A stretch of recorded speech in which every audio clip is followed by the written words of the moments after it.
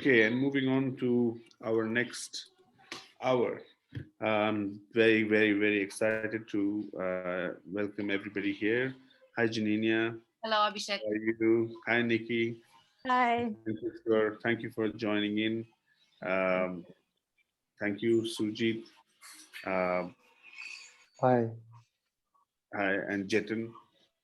Frank is going to be joining us soon. Hi, Jeton. Hello, hello.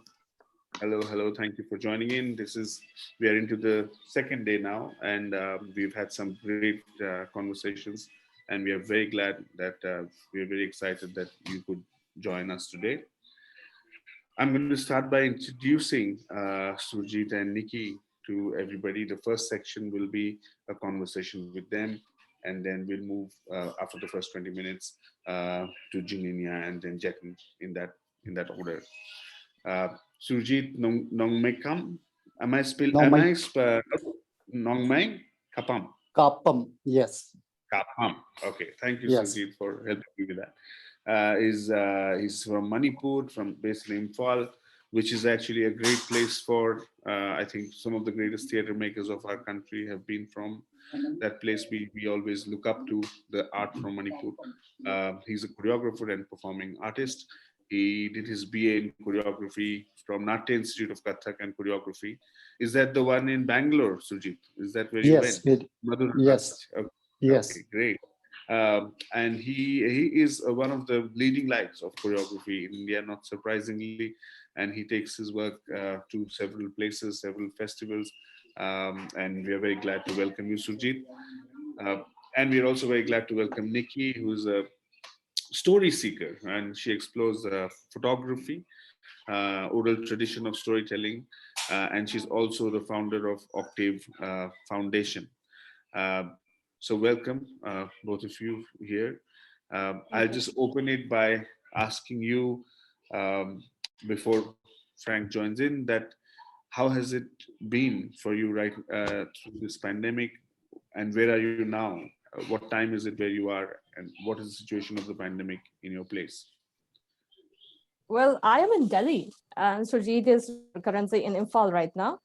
Uh, Delhi, of course, is right now in a really better place than what it is currently in Imphal. The number of cases has been rising rapidly. I mean, it's the last count was somewhere around in 4 digits.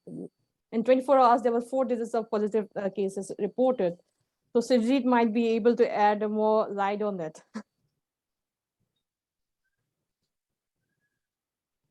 Surjit? Yes. I have been calling by someone, and it's been disturbing. Sorry for that. Yeah. I mean, this COVID-19 is giving a lot of struggles to everyone, and especially, I don't think it's particularly for artists or for laborers. I think it is for everyone.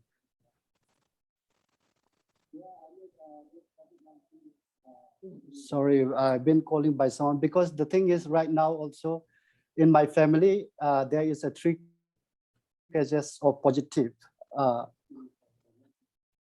Yeah. I'm sorry that somebody is trying to call me again and again. I'm using my phone. That is why also. Yeah. Sorry for that. No, of course, this is something real. So a family member calls in about a situation. So, Nikki, maybe we go back to you. Tell us a little bit, a bit more about you and your work, and how has it been impacted? Oh, before I begin about myself, I really want to congratulate Frank, you for this wholesome event that it's 19th hour. You're still going strong. Thank you. Abhishek, and then we have a big round of applause to all of you. Thank you. Well, as Abhishek mentioned, I'm an enthusiastic and passionate story seeker, and I explore stories through the medium of photography, written words, tradition of storytelling, and the art of listening. I'm also the founder of Octave Foundation, which was built with a vision to bring people together to celebrate the cultural diversity of this planet. And under the aegis of Octave Foundation, we curate interdisciplinary performing arts and conversations around the arts and culture. Our main project is called Wari, which means story in the Maitaloan language. And it is a curated storytelling journey that revisits oral storytelling tradition, mostly through folk tales from different parts of the globe. We adapt the story present day and present it in current context. We perform at established theater spaces, bookstores, community spaces, basically every place where listeners are there. We also got commissioned projects from Instituto Cervantes, New Delhi, and the Embassy of Argentina to bring stories in Spanish language live on stage for Indian audience. So, and we operate from Delhi and Imphal as our base cities. Yeah. And have you been able to do your work? Was it for you possible to continue your practice? Well, when we started the journey of Octave Foundation, it was with a hope to bring people away from the digital medium and encourage engagements in live theater performances. The pandemic has, however, pushed us in a completely opposite direction, and we are learning to adapt to online interactions. We started conversations and performances online, but we faced a number of technical challenges, and along with it, we came across a new challenge of getting live audience. Ticketed events have not been successful at all.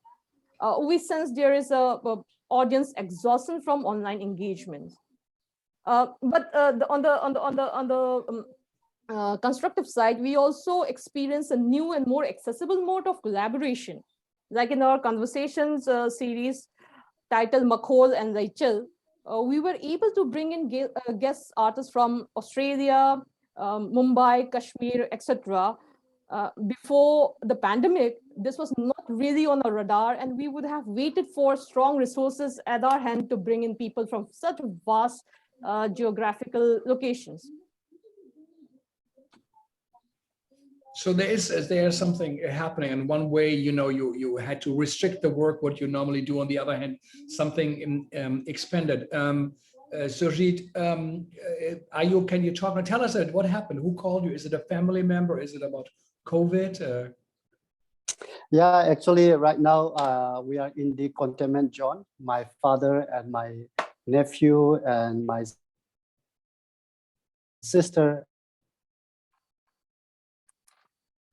got the positive. Yeah, so his entire family, got a positive note.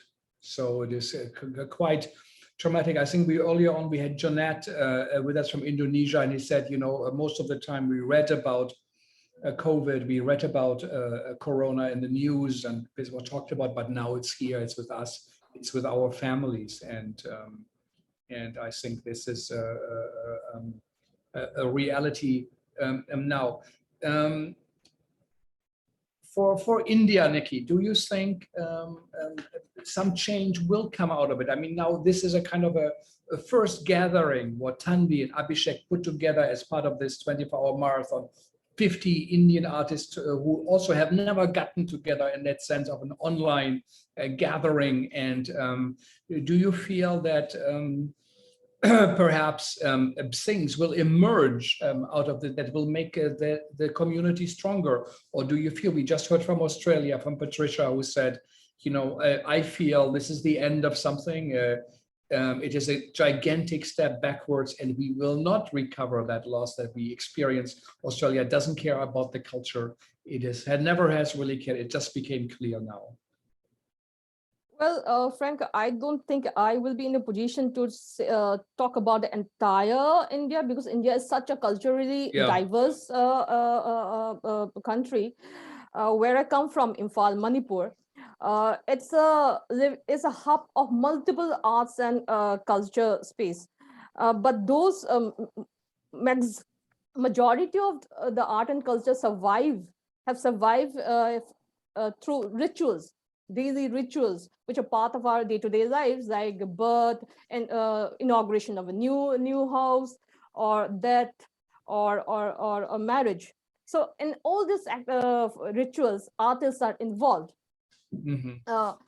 And these are traditional artists who, survive from the appreciation given by appreciations in the form of cash and kind by the audiences, not even by the host. And we need to, so during this pandemic, we saw a complete halt. Manipur is unlike other regions of India. It's a highly militarized zone. The situations are when we talk about lockdown and curfews, no one is allowed to step out of their house. And we have been experiencing this since the 80s and 90s. We have a strictly British colonial act called the Armed Forces Special Power Act, which has been there. And there are a lot of extrajudicial killings in Manipur. Last night only when I was speaking to my mother, she told me that just in our neighborhood, the police forces were beating up people because they had come out for walks. They were not like gathering in public, but a couple of people taking a walk or taking their dogs for work. Now you can't keep the animals under curfew. They have their own environment. So things are quite different there. And I also need to mention that Manipur has 7 critically endangered languages, and along with it, it has their own cultures and art practices. I have a big fear that couple of those forms may have extinct during this lockdown. Really? Yeah. Because no one has really focusing or talking about the traditional art for practitioners. I come from a privileged background. I have access to internet. I connected in global language. I have this platform.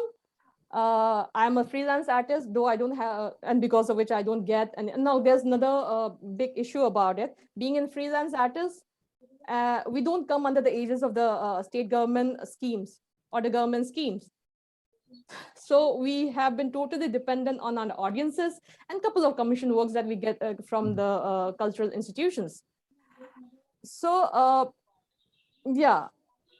And I don't see theater spaces opening up. I have been in Delhi for the last 6 months, and I don't see theater spaces opening up and people garnering the courage to once again go out in theater.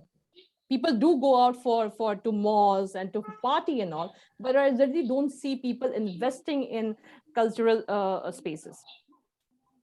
Yeah, it is quite sad, especially as we find out now it is the theater community that is at the forefront of helping. It's the forefront of being there for the neighbors, for the citizens, and taking over what government so shamefully has neglected. And I hope this effort will be recognized and also rewarded. Surjit, tell us a little bit about you and more about your artistic work. What are you engaged in? I'm a artist and a performer and choreographer based in Manipur. I born in my hometown called Koiro Tonju Patu.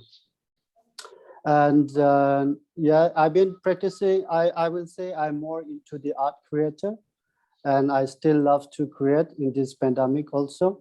And that is why today also I will be performing for 4 minutes in the last segment today. Yeah. Yeah, so this is quite an extraordinary time, and your family, I think you got interrupted. So you just learned that part of your family, came down with COVID, and will they be taken care of? Will they be safe? Yeah, they've been isolated in their own rooms, and been helping them out for serving their food and and also a little bit of cooking for them. And that is what's happening right now. It's lucky that the Manipur, we live with a big family, and we don't have like a separation for everyone or a room. I mean, it's a big family, so we was very worried for our small nephew because it's been need to take care. But luckily they got negative. That is good news. So right now, yeah, it's been isolated for 2 days right now. So we're still more to go for 12 days because we have to stay for 14 days, I think. So yeah. Mm-hmm. So the question to Nicky and Surjit, why do you do theater? Why do you feel it is important? Why did you choose it? But now it's becoming even more clear that it's such an insecure position in life to be in already before COVID, but now it becomes. Why did you feel you wanted to be part of the world of art, of performance, and theater?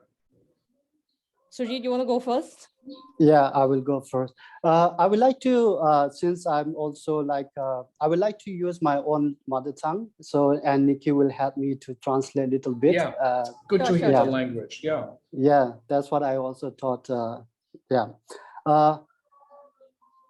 And Manipur hajik yam kan wari akai COVID-19 gi maram oiduna haitare aduga Manipur se yamna chakulaba akai gi culture da amazing sport yam chakulaba mafam mani adubu hantak ki COVID-19 lapadagi akai gi. Let's translate 1 second. Wait 1 second. Yeah, he says that the number of positive cases in Manipur is rapidly increasing, which causes a lot of difficulties. Manipur is also a state which is vibrant with arts and culture and sports, which has brought name to the country. Aigi oina artist ama oina aigi di yam chamlawa aigi oina di akoigi art creation toba asine aigi aduga aigi ngabjaba performance tawjaraga aigi kitang phangjara paisa aduna akoigi performance kai akoigi Manipur gi artist kai da aigi ngabjaba sampham khara piraga sumane hinjaba icham chamba choreographer man. I'm a humble art creator. I create art, and that's how I service the people. The remunerations that I get from our productions, I share it with my fellow performers, and that's how that's our survival. Aduga hajik akoy Manipur je yamna wari adudagi kitang kitani akoigi wada ba haige ama kitang haigadra adubu mayam loina bati wai adubu as an artist ama oina aishu atopa artist atopa hena keno uda basunate mateng paning da basunate adubu isaju yamna awaba maithungna ringaida atopagi mateng pangba se yamna awaba mani. Manipur is facing many hardships currently, as it has been going. This has been there for many ages. Only a few privileged people are untouched by the challenges. As a freelance artist, I have my own set of challenges. There are many people who are suffering more than me. I'm aware.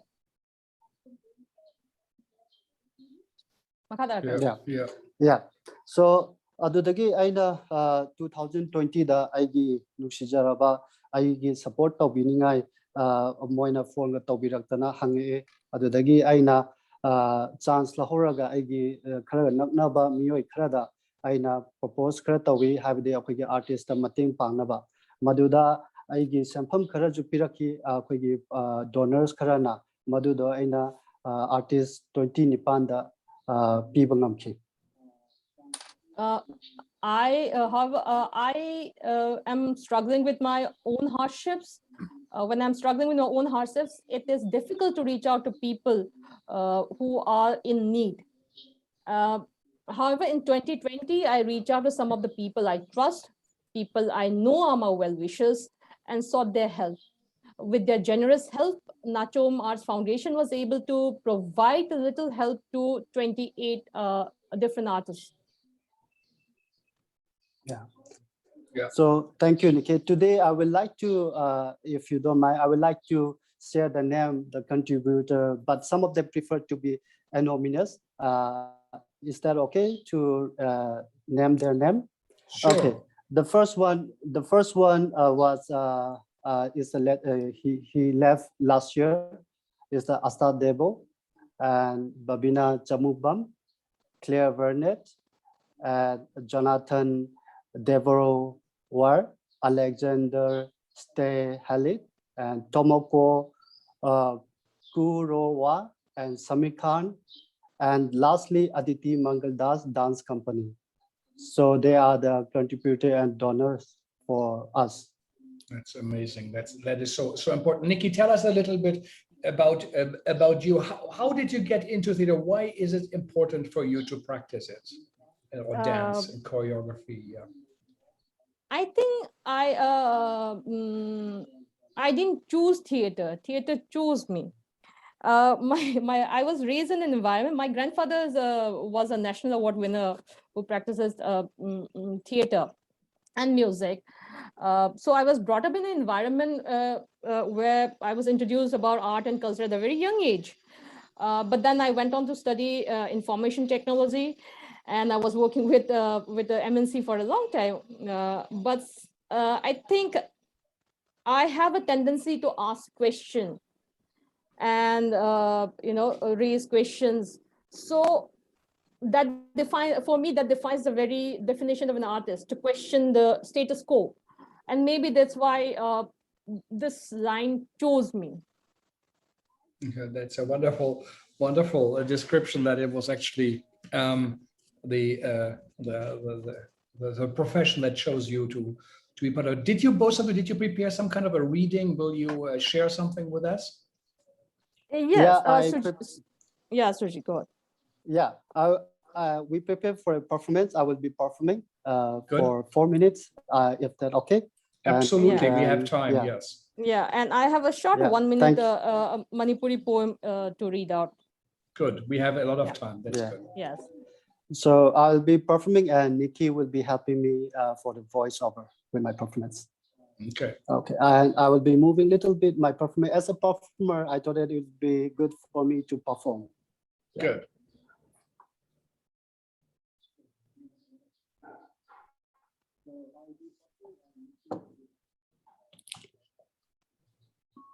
So, Nicky, are you ready? Yes, all set.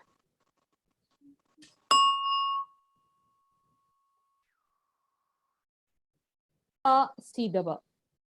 The immortal sky creates the kingdom of Manipur. In 33 AD, the reign of Lord Pakangba begins. In the 12th century, Loyumbal reigns over Manipur. The 14th century, Hinduism enters Manipur, and in the 18th century, it reaches its acme. 1729 to 1732, there was mass incineration of Manipuri traditional texts and scriptures led by Santidas Gosai, a Bengali Hindu missionary. This is chronicled as Puya Maithaba. 1819 to 1826, Chahitaret Khuntakpa, or 7 years devastation after the attack by the Kingdom of Burma. 1891, Khongjom War, the Anglo-Manipuri War, which brought Manipur under the British rule. 1904, the first Manipuri Nupizal.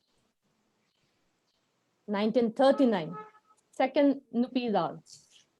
Women uprising against mass exploitation and artificial famine triggered by the British imperialists.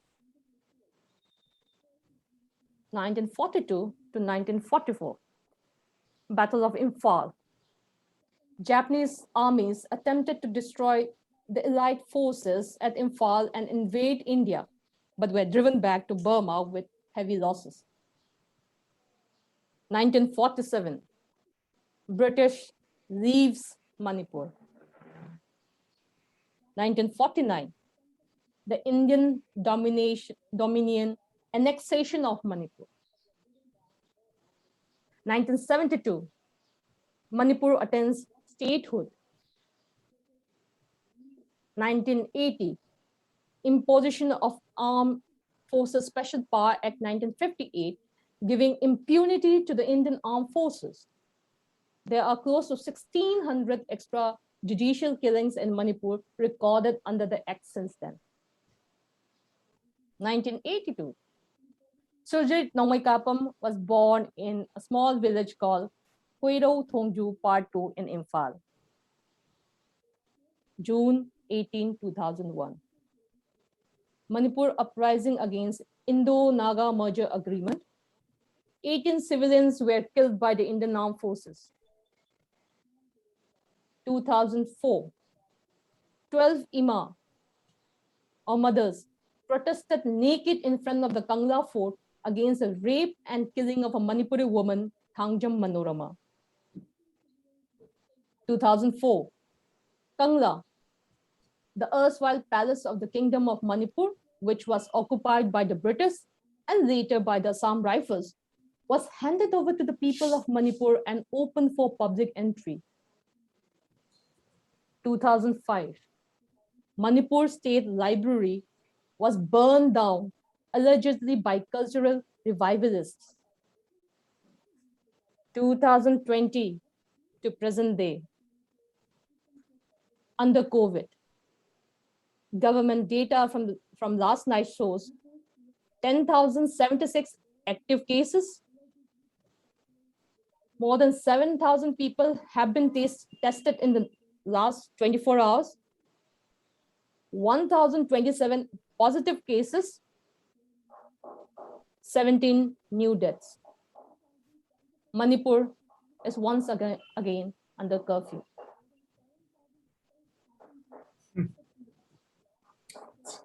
Amazing, thank you. What a line of history, and yeah, that little granular movement of that piece of rice, I think, right? And how beautiful. So really, thank you so very much. That is a powerful, I think, Surjit, artistic intervention, and I think that image will stay with me. So Nicky, you said you also have something for us. Yes, I just want the name of two people who have passed away. One is Vijaya Yumlimbam. She was a journalist, a producer, and an art enthusiast. She helps many aspiring artists from Manipur.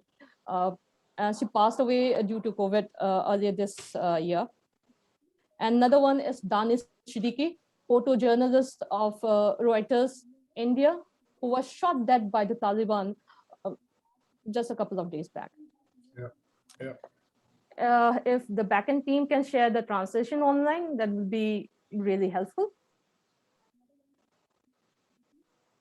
The poem is written by Laishram Samarendra, one of the very great poets of Manipur.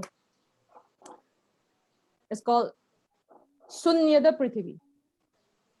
Prithivi. Aigi Prithivi. Aigi Yumgi. Aigi Laibak. Aigi Ichagi. Aigi Nupigi. Aigi Sagai Nataigi. Aigi Marup Mapangi Prithivi. Ching Turin Umangi Pazaraba Prithivi. Aina Chatlamba, Aina Koiramba. Oizaba Tiramba, Chin Tiramba. Oidaba Tauramba Prithivi. Nung Siravi Prithivi. Aina Kiramba, Aina Yeknabagi Prithivi. Akan Bagi, Taubangam Bagi, Kinai Kun Bagi, Pin the Bagi Prithivi.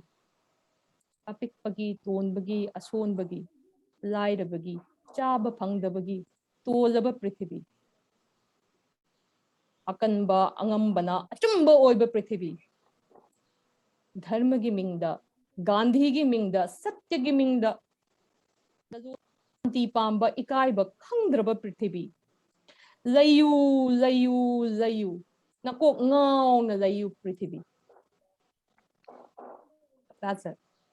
It's wonderful. Thank you so much. And it is about the earth and the home and the country and what's done in the name of religion, Gandhi and truth. And yes, it makes our head spin. So really, thank you so very, very, very much for your participation, both of you. And I hope you can stay with us as we now move to Eastern Europe, where we have with us Jeton, Neziraj, if I say it right, from Kosovo, and Gianina Carbunariu from Romania. So, so thank you for having shared that experience with you. And we come to Jeton and Gianina. So what's going on in that part of the world? Thank you for joining. And you said already it's morning, of course. Now here in New York, it's 3:30 in the night. And it's wonderful to hear now voices from Europe after we now heard from our Indian colleagues. So maybe Gianina, start with you. How is the situation at the moment in Romania for you? Well, I think we are living in this very confusing time. At the moment, things are more calm, of course. We think we have the worst things behind, Yep. and we don't know what will happen in the future. There is this how do you say this idea of relaxing, of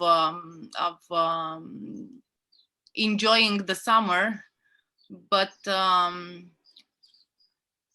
as I'm also a curator of a festival, of an international festival in September, I fear that the autumn won't be so so calm, I guess. And as for the official response to this, I am quite disappointed.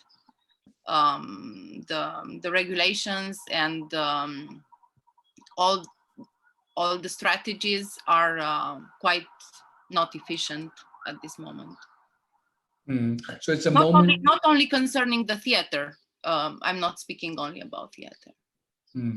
So it's a moment of calmness, but you feel it's something calm before a storm. There will be a next wave that will hitting. I think so. I think so.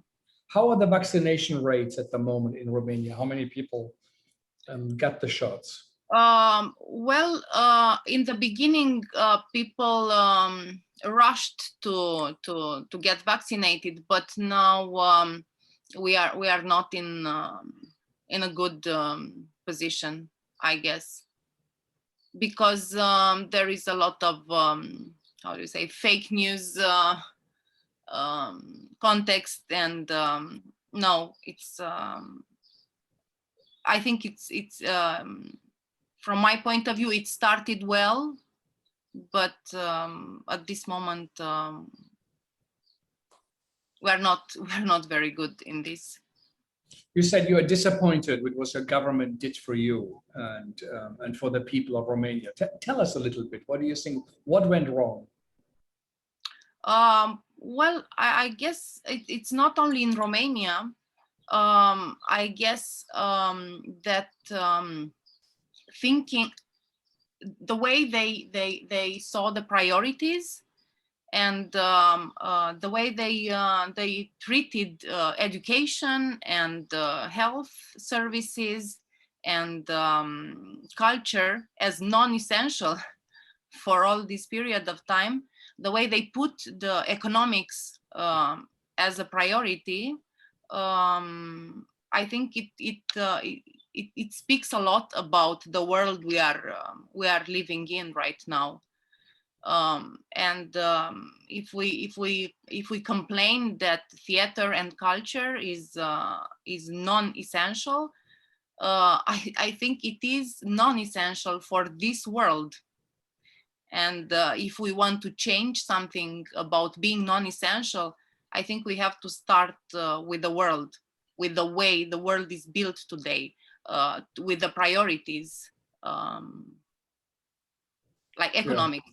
All the time economics, and on the last in the last plan, it's culture and education.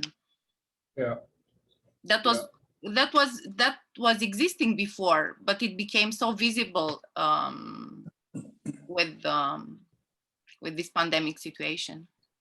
Yeah. And tell us a bit about your work. What are you researching? What are you doing? You are a writer, you're a playwright, but tell us a little bit about your engagement in theater.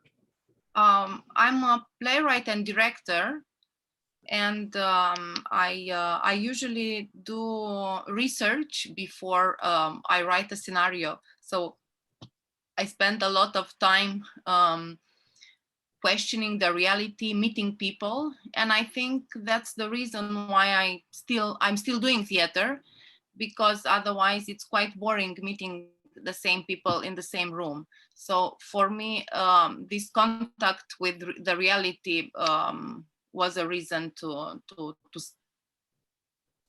continue working as an artist. So I do a lot of research, and not alone. I'm working with actors and visual artists who are joining me in this research.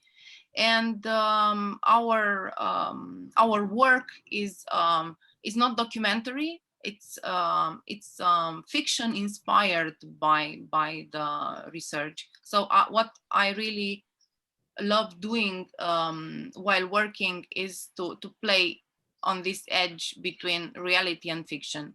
So I'm really interested in this, and also I'm interested to go in different communities and enter in a dialogue with them on sometimes quite tough subjects. Subject, yeah, and like guest workers, and yeah. And now I'm, as I said, I'm manager of theater in a small town in Romania, in Piatra Neamț. I have also the responsibility of a curator to stay in touch with this community, who is like any other community now in the world, who has been through pain and suffering and confusion, I guess. So we are trying to build projects that try to rebuild this sense of community, because this was also lost on the way in the last 2 years. The last project we did was a performance that is performed on the facade of the theater. So again, it's on this edge between the reality and the fiction. And we had, of course, spectators, theater goers, who could watch the show and hear the text in headphones, with the help of headphones. But we also had just passers-by who could enjoy the performance. So we performed until 12th of July this show during the summer, and we will continue in August. It is an outdoor performance that addresses different kind of audience, from children to adults. Yeah, so it was on the facade, on the outside, on the skin in a way, so like on our skin, where we are afraid with contact, we get a virus, so you are investigating the surface and the inside and the outside and that space in between. Jeton, thank you for being so patient, listening to all of us and observing. Jeton, tell us a bit about your work, your great theater work, which I think, like Gianina, tell us a little bit about Kosovo. What's going on? Well, I mean, hello, Frank. Good morning. Good morning.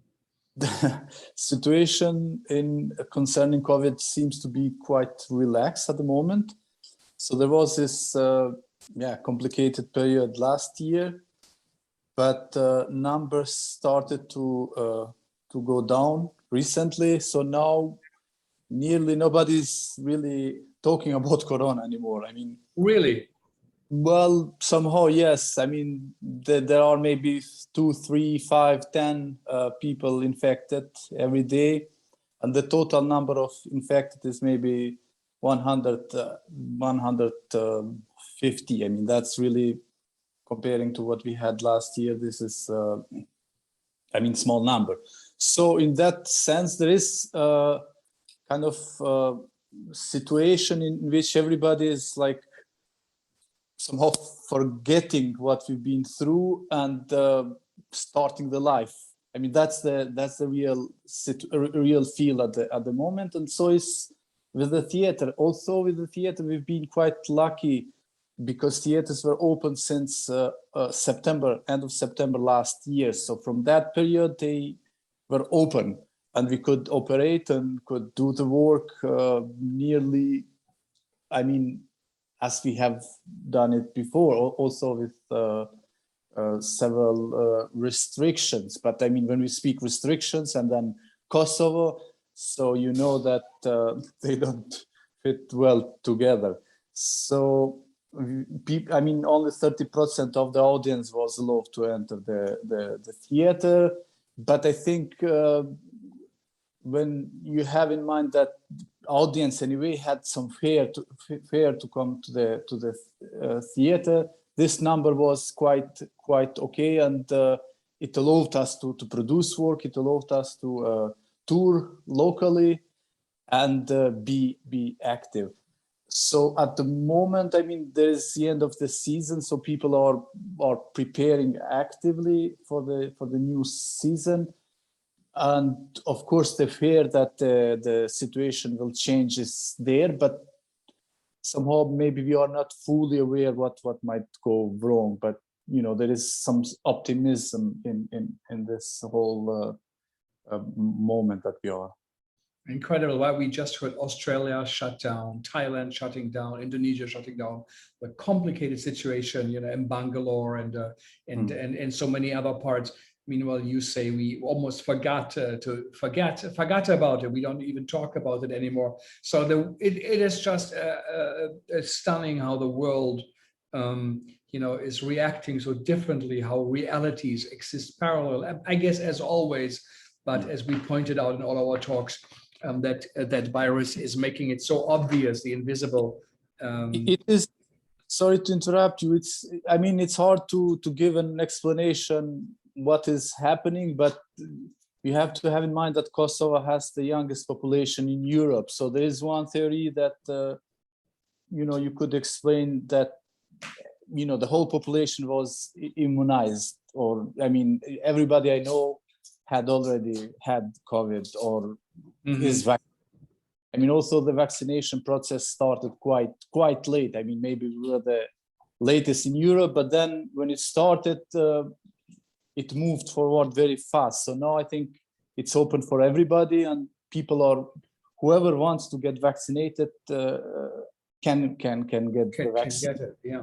Tell us a little bit, about your theater work and who you are and what you do for our Indian colleagues, but also for our listeners. Well, I'm a playwright by profession, so I do write plays, usually some 2 within a year. One is mostly or exclusively for my own company. I run Chandam Multimedia, which is based in Pristina, and the second is usually a play that is commissioned by some other theaters in Kosovo or internationally. So with Chandam Multimedia, we produce 1-2 plays a year.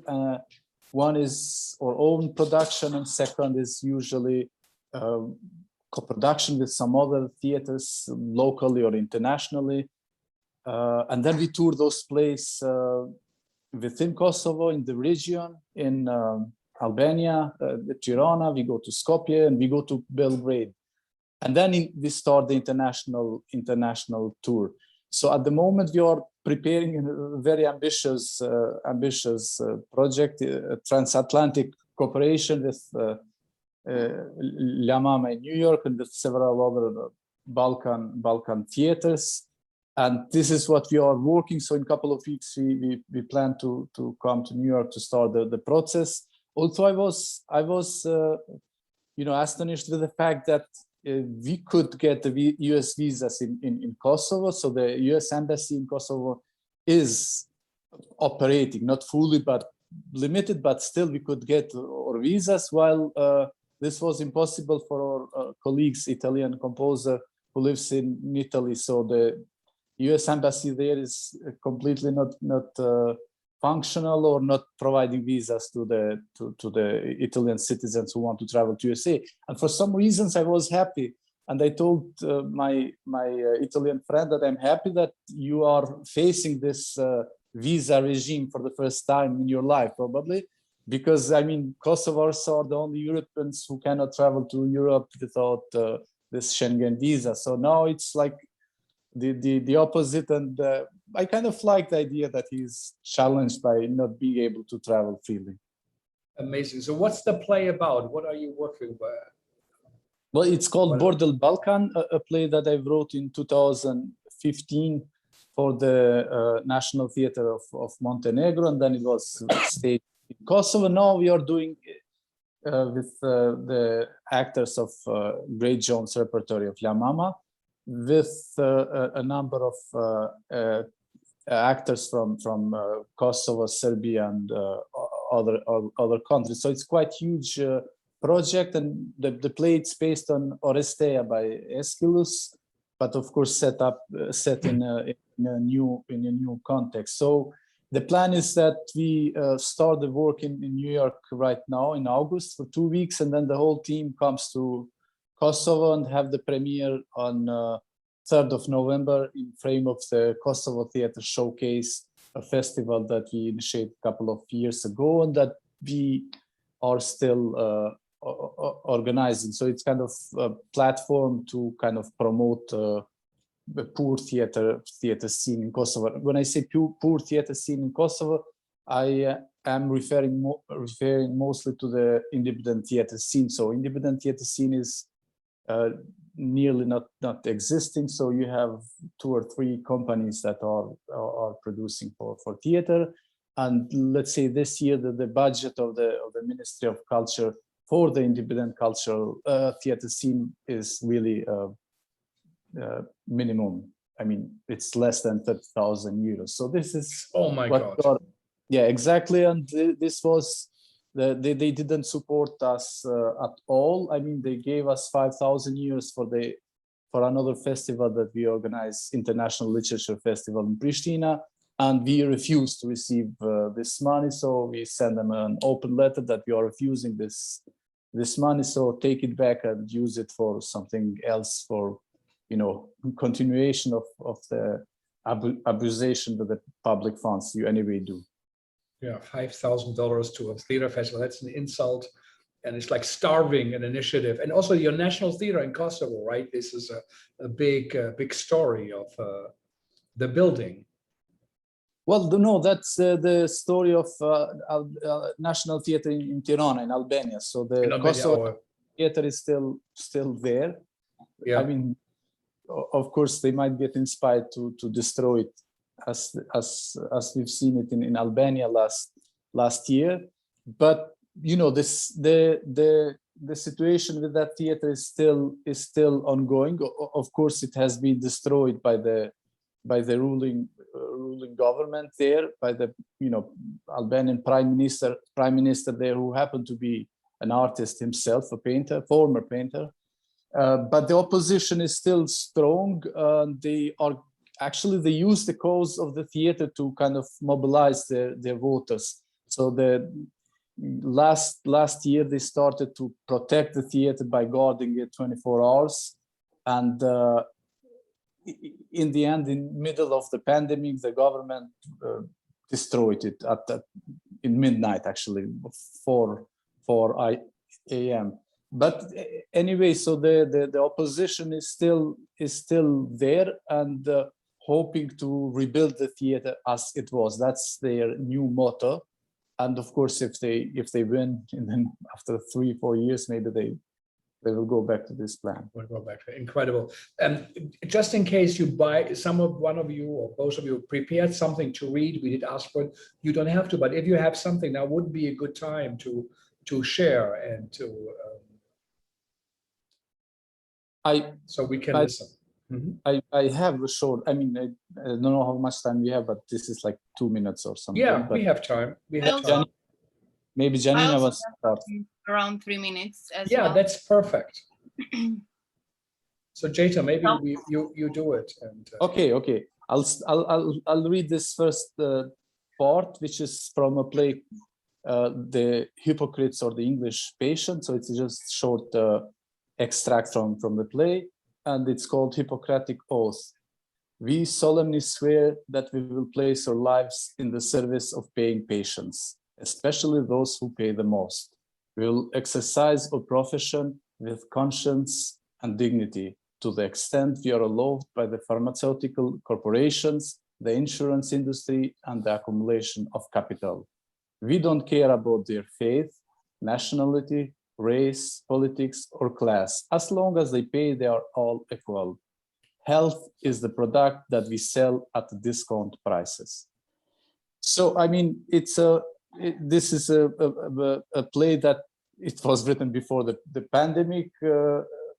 I mean, the health system it is still in disaster situation with corrupt doctors.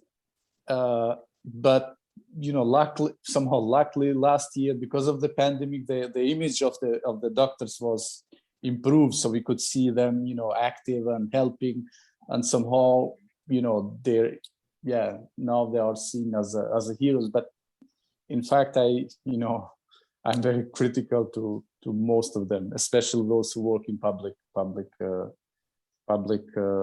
hospitals. I have another short one, but let's leave it if we have time. Yeah, no, we have a bit of, why, very shortly, why of public hospitals? Why are you more? Well, because of course most of them they get low salaries in the public hospitals, so they do work also in private hospitals, and then often they would you know, when patients go to the public hospital, they would guide them to go to the private hospitals with the explanation that they have no conditions in the public hospital, or that the other private hospital offers better condition and has better, you know, when you are in a need as a patient, then if the doctor tells you go to this private hospital, then, you know, you trust him. So they abuse a lot with that, and they are connected to private hospitals, and they feed each other. So of course they want to continue to work in the public hospitals because of the salary and because of the prestige, but somehow their feet and their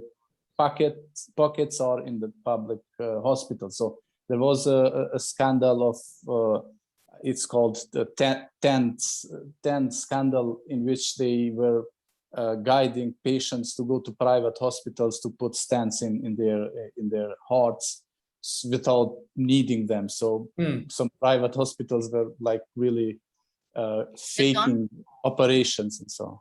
Yeah. We have the same problem. We have the same problem in Romania, but I think the problem is not the public hospitals, is privatizing health.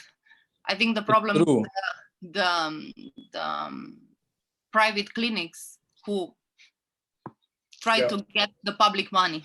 And most probably pay money to the doctors, you know, as a premium on top of it. But let's go let's go to the reading of Gianina. So I don't want to cut it short. Tell us a little bit about your reading, what you are sharing with us. Well, actually, it's a small fragment from the last piece I have directed on the facade of the theater, where every weekend an alien occupation happens. So this is the text of the first president of this extraterrestrial species. They come from planet Mirror, and you will see. I will just read it fast, okay? Take your time, no need to fast, yeah. So I will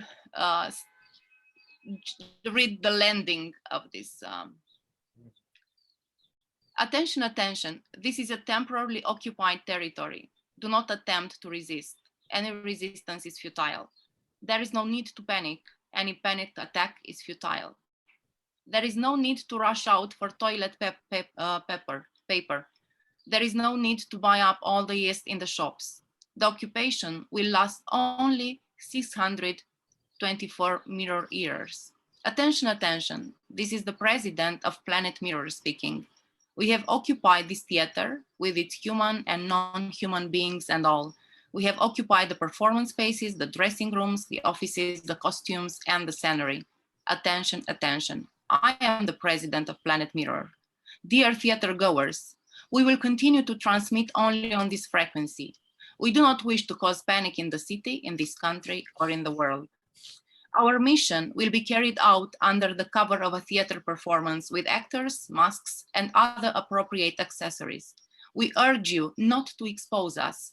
If you collaborate, our intervention will have no immediate consequences for life on Earth as you know it. Attention, attention. All resistance is over. I repeat, all resistance is over. We promise to keep the regulation distance.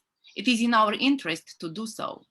Dear theater goers, we will inform you at the appropriate moment how you can become useful to our mission.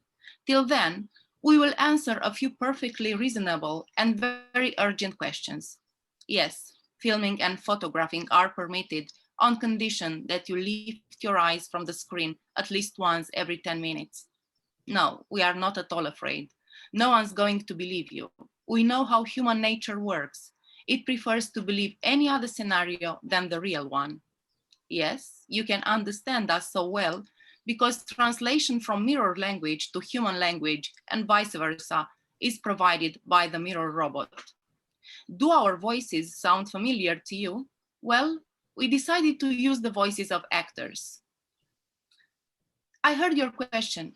There's no need to insist. The answer we haven't found yet. We will return in 100 million years. Sorry? We perfectly understand your difficult personal situation, but we cannot take you to Planet Mirror. You will have to manage on your own. We cannot save you as a planet or as individuals. Why not? Because you are, well, you've managed to destroy the air, the water, the soil. You have managed to wipe out thousands of other species and to come close to the extinction of your own species. We are a superior form of extraterrestrial life. We are a form of extraterrestrial life, full stop. Our residence is Planet Mirror at a distance of, our residence is Planet Mirror, full stop. However, we travel a lot in intergalactic space in search of certain life forms. We remove them from their natural habitat, transplant them to our planet, and thus offer them mirror life after terrestrial death. So we are a population of collectors of extra mirror species. We rescue them, but only if other civilizations decide to give them up. We are thus a sort of intergalactic trash collectors. Your trash is our treasure. I hope I have been of use. Now I will gladly resume my status as an ordinary citizen of Planet Mirror. All the best. That's it. That's it. It's all resistance is over. It's futile, and they refuse to help mankind, perhaps with that knowledge they have. This is quite a dystopian view, and in a funny way packaged, but a dark view. So how did the audience react to this? The performance is actually composed of two performances. There is one performance, the visual you can see and you hear the text and you understand the political and social point. And there is the other one is just the visual and the music sound. So you can have different experiences. Mm-hmm. But everybody's coming in town to join this performance because it's in the center of the city. You really cannot miss it. What I really liked is that people came to be there because in a way, in all ways, they felt